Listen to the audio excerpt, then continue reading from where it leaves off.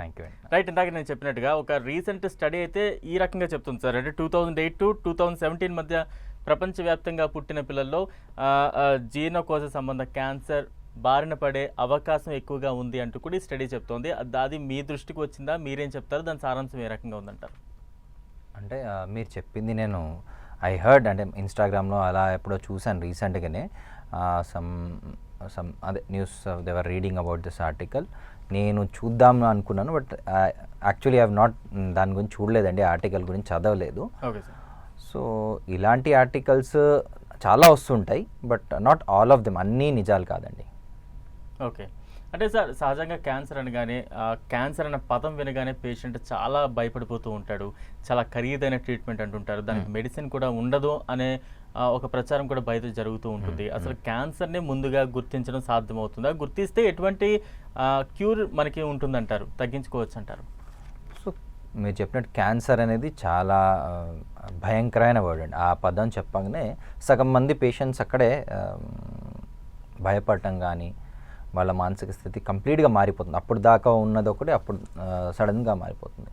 So క్యాన్సర్ని గుర్తించవచ్చండి, అర్లీగా గుర్తించవచ్చు. దాని ట్రీట్మెంట్ పాసిబుల్ ఉంది, ఖచ్చితంగా నయం చేయొచ్చు. తొందరగా ట్రీట్మెంట్ చేసుకుంటే తొందరగా నయం అయ్యే అవకాశం ఉంటుంది, కంప్లీట్గా బయటపడే అవకాశం ఉంటుంది ఖచ్చితంగా. ఓకే. అలా అని ఇది ఇన్క్యూరబుల్ అని చాలామంది క్యాన్సర్ వచ్చిందంటే ఇంకంతే సంగతులు అయిపోయింది అనేది చాలా తప్పండి. ఇవాల్టి కాలంలో విత్ ప్రజెంట్ టెక్నాలజీ, ప్రజెంట్ ఉన్న మనకు మెడికేషన్ ట్రీట్మెంట్ తోటి దాన్ని మనం నయం చేయొచ్చు. ఓకే. అది ఖచ్చితమైన ట్రీట్మెంట్ అయితే ఉంది. ఓకే. అంటే ముందుగా మనం గుర్తించాలంటే దానికంటే ఏమైనా పర్టికులర్ టెస్టులు కావచ్చు, లేదంటే ఏదైనా పర్టికులర్ ఏజ్ వచ్చిన తర్వాత దాన్ని క్యాన్సర్కి సంబంధించి రిలేటెడ్గా ఏమైనా టెస్టులు చేయించవచ్చు అంటారా? అది ఎటువంటి టెస్టులు ఉంటాయంటారు?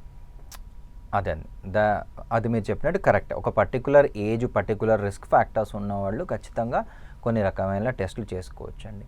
స్పెసిఫిక్గా హై రిస్క్ ఫ్యాక్టర్స్ అంటాం, అంటే మనం కనుక స్మోకింగ్ చేస్తుండి, ఆల్కహాల్ వాడటం, అలాంటి యూజర్స్ ఉన్నవాళ్ళు ఖచ్చితంగా వాళ్ళు హెడ్ అండ్ నెక్ క్యాన్సర్, నోటికి గొంతుకు సంబంధిత క్యాన్సర్లకి స్క్రీనింగ్ ఉంటుంది ఒక ఏజ్ దాటాక.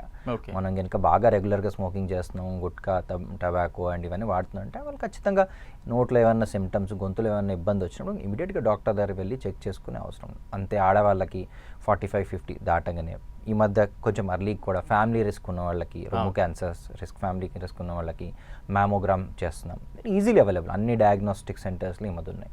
డాక్టర్స్ కూడా they are well informed about mammography.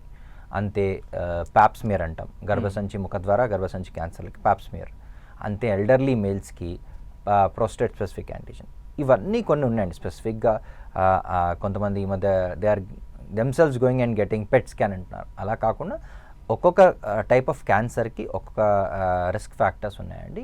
అది ఫ్యామిలీ రిస్క్ ఉన్న వాళ్ళకి, లేకపోతే స్పెసిఫిక్గా age criteria high risk factors ఉన్నవాళ్ళు ఆ టెస్టులు వాళ్ళు చేసుకొని ఖచ్చితంగా మనం ముందుగా గుర్తించవచ్చండి. ఓకే. అంటే